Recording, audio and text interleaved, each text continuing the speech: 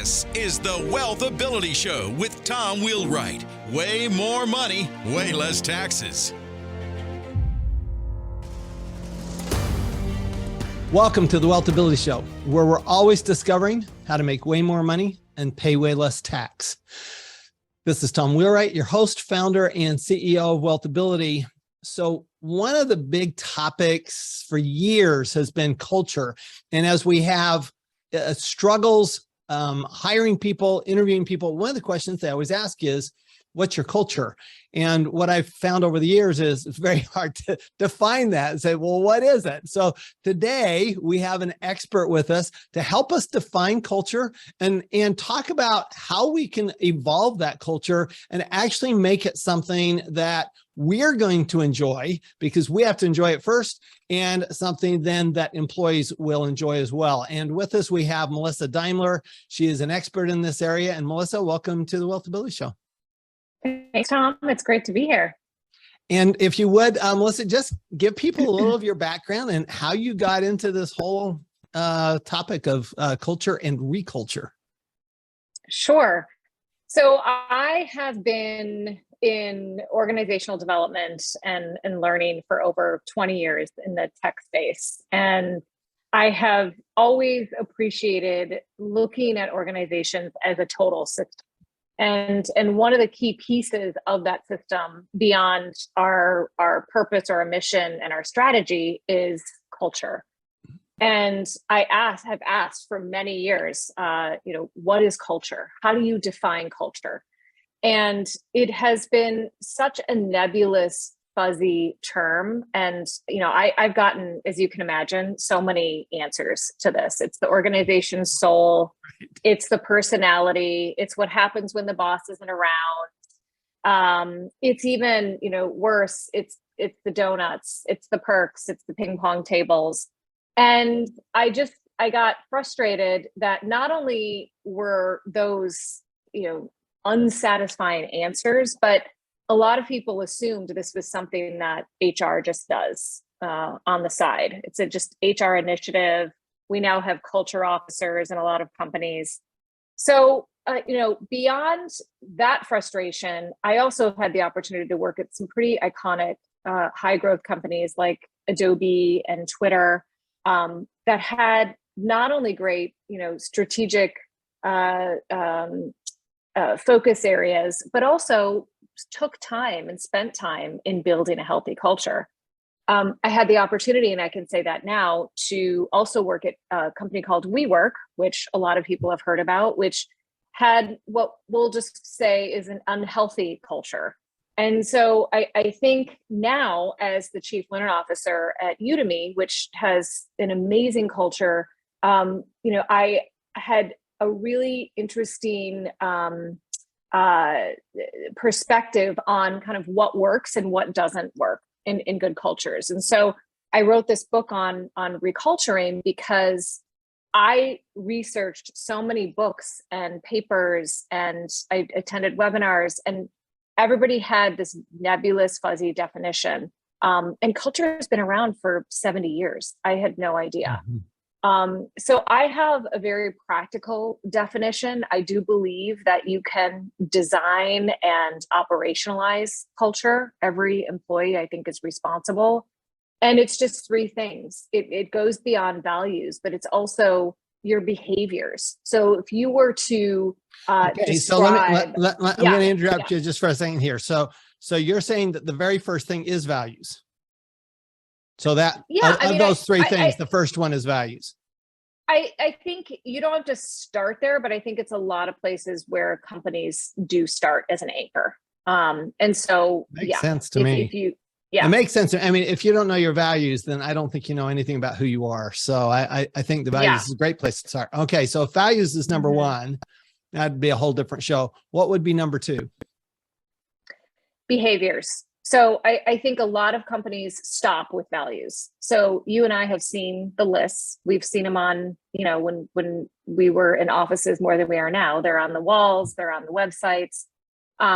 But so often, a value in one company could mean something completely different in another company. So I was working with two different companies, both of whom had innovation as a value.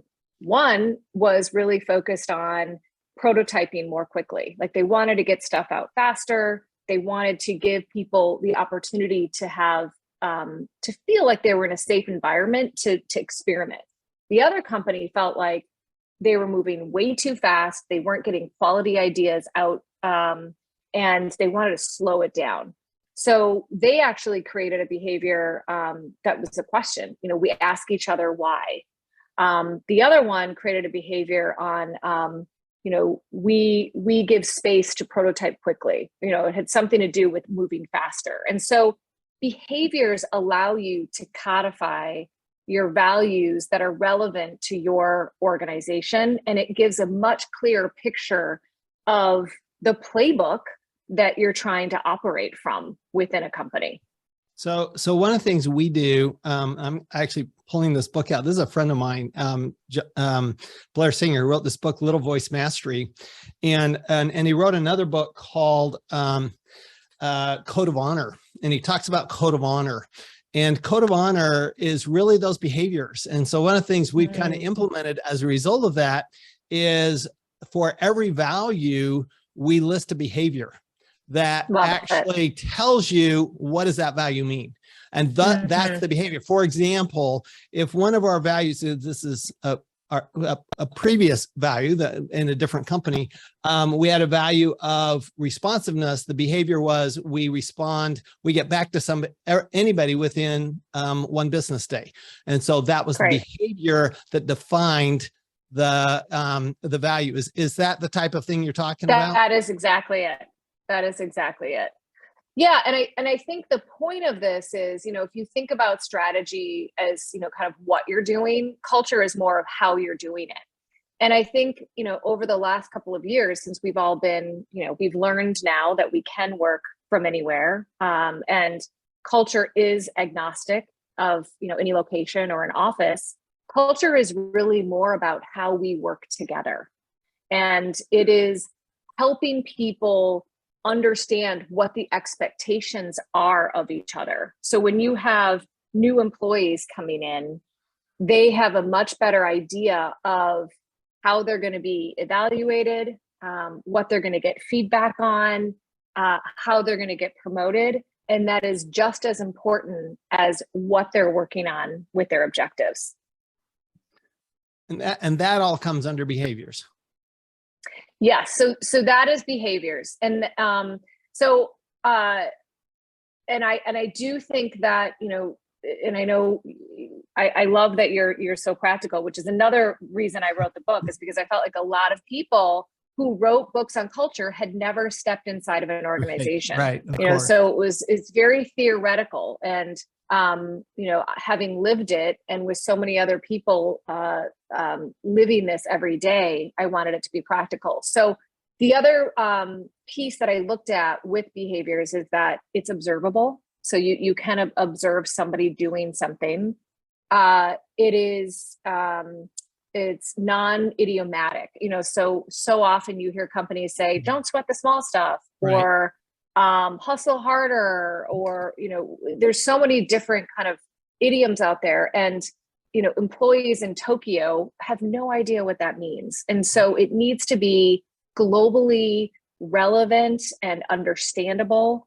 It also needs to be neutral enough. I think, you know, we decided at Udemy that instead of having a separate value and behavior on inclusivity or diversity, that would be threaded through the behaviors. And so that was a lens that we really used in defining our behaviors. So observable is a key piece. And why that is because if you go to the second part, which is processes, so these are all the things, it's a scary word to a lot of people, but we do so many processes in our company. So hiring process. So do you embed those behaviors into interview questions? Onboarding, you know, are we not just doing a workshop on our values, but are we actually talking about stories and giving examples of employees who are exemplifying those behaviors? Things like feedback. So often I talk to, and I'm sure you do too, to leaders who say feedback is so hard. And this whole performance management thing is so challenging. And then when I ask them, well, what are you giving feedback on? Are you clear about, how people are supposed to work? And they just look at me with a blank stare. Well, you've never really defined those behaviors that you're expecting with people. So how on earth would you be able to give feedback? Promotion processes seem to be harder because all of a sudden we're in a room and it's like, well, Tom did great. He achieved his results, but wasn't really a team player. Well, how do you know that? Are there examples? What behaviors did he exemplify or not? So I think, again, that the behaviors are meant to be embedded into all of those processes that we have to work through as an employee and a leader. And then the third element is practices. So these are similar to processes, but they're more informal kind of day-to-day things that we do. So practices like how we run meetings, how we communicate with each other, how we connect with each other, how we make decisions. So, it's not it's not like every behavior has to show up in every meeting, but as an example, one of our values at Udemy is always learning. One of our behaviors is that we ensure that we have productive and constructive debates to make decisions. So in meetings, we want to make sure in that practice, we're having those constructive debates with each other. So I'll pause there.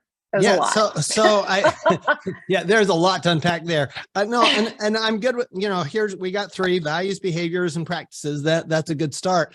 You said something a few minutes ago that I want to kind of explore a little bit, because I think this is a big issue for companies right now. And you said that culture doesn't matter whether you're in the office or out of the office, the culture is the same, which I've had other guests that would dispute that. Okay. So what do you mean by that? And how do you really do that? Because I think one of the big questions is one we're struggling with I have I have multiple companies, but 2 of them, we're really struggling with this. Do you bring people back? When do you bring people back? How often do you bring people back? And because of course I'm a baby boomer, so I grew up in the office, right? Now I haven't actually had an office at the office for about 15 years. And the reason is because I kind of disrupt things when I'm in the office. So they actually don't want me there. So it's actually good for me to be out, and we actually make more money when I'm out talking to people and doing things like podcasts, so forth. However, what I have found that the culture, the culture has changed with being out of the office.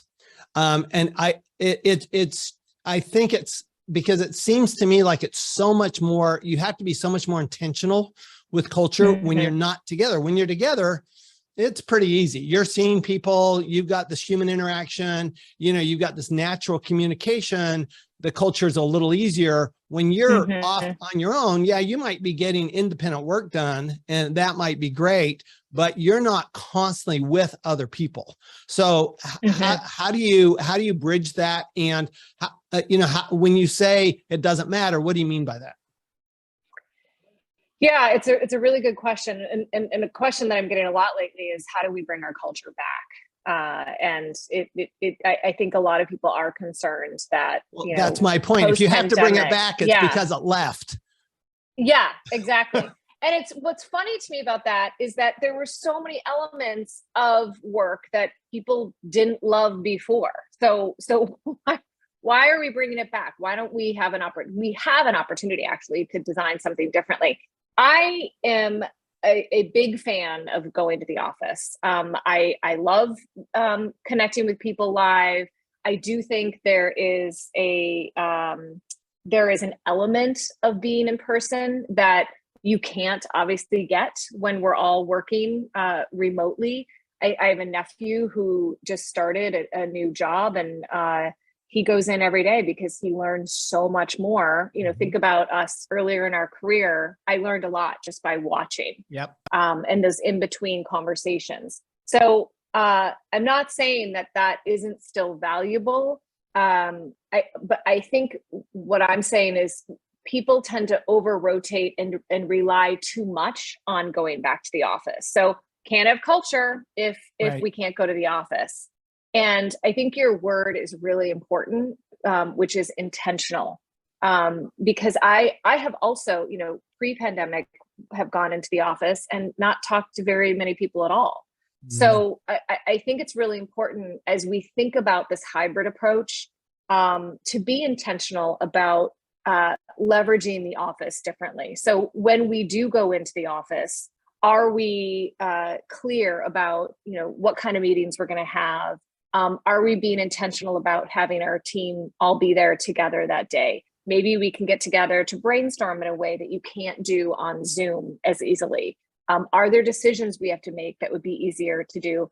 And frankly, I make fun of the ping pong tables and the donuts and all of that, but we all know it's not that people get attracted to. It's the connections you make with people while doing that. So I understand that. So I think I'm a fan of the office. I don't want to I didn't mean to say that I don't think we need the office at all. I just think that culture is a much bigger, it can be defined in a much bigger way than just the office. It's not just the offset. So it's not just the physical environment. There's a lot more to it. Thank you. That's very helpful. Okay. So in the few minutes we have left, because this has been a terrific discussion, can you, if you were going into a small business, okay, and you're saying, and it's like you suggested at the beginning, is like, how would you explain your culture? How you define your culture, et cetera? What would you tell somebody? What would you tell a business owner? Okay, do these 3 things or do these 5 things. This is how to define your culture. This is how to, we get there's values, behaviors, and practices. I kind of get that in general, but how, if you were to say, all right, business owner, this is how you figure out what you want your culture to be and what that even means to you. And this is how you would explain it to, really what I'm getting at is how do you explain that? How do you define it so well that you can explain it to in a 20-minute interview? That's great. I would say first of all, if it's just you, it'd be an exercise for you to do, but I'm a big believer in if there are other people that are working for you to co-create this. So to have a conversation together as a team and answer some of these questions, so how do we want to work together? When you've been on teams before, what worked, what didn't work on a good day, what would we be doing? What would we not be doing? What do we value as an individual? And does that value show up in this company? Can that show up? So I think being clear first, just around, maybe 3 to 4 values that you would want to make sure, represent how you're operating as a company is really important. And then, once you've defined those, being really clear about behaviorally how that would show up. So I always say, 2 to 3 behaviors per value. I think some companies have gone a little crazy with this. I know Netflix, when they first started defining behaviors, 10 years ago in their culture deck, I think they had 30 different behaviors. Now it's up to like 47. That's too many. Yeah. And so, you want to just have no more than 10 that really kind of codify and define how you're going to work together. And then importantly, how you're going to work with your customers too. This definitely flows into customer interactions. And then define, as you're working with customers, as you're bringing in new employees, making sure that you've set up specific interview questions that can bring those behaviors to life. I like it. I like it. Yeah. So, give us the name of your book and where we can find you and where we can learn more. So the book is Reculturing. It's a very bright orange cover. So you can find it on Amazon. You can find it on, where else can you find it? I have on my website. Go to my website, melissadaimler.com. There's all the places you can go. It's also in a number of different independent bookstores, and there's a link to that as well if you want to support them.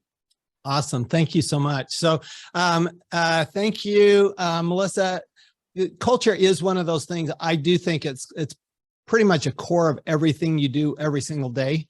And I think that I love that we start with values, because I do think that that's critical, because my experience is when partners break up, when spouses break up, it's always around values. So we really do have to start there. And we do want employees who share our values. We want customers even who share our values. I don't want customers who don't share my values. I've actually fired customers because they didn't share our values. And we're very specific. So the behaviors, I think, go to both what behaviors do we expect of our employees, but what also behaviors do we expect of our customers? Because I do think that's part of our culture. If I'm understanding what you're saying here, and I do. And so I do think that, when we get clear on that culture, and I love values, behaviors, and practices. And when we do that, I think we will always make way more money and pay way less tax. Thanks, everyone. You've been listening to the WealthAbility Show with Tom Wheelwright. Way more money, way less taxes. To learn more, go to WealthAbility.com.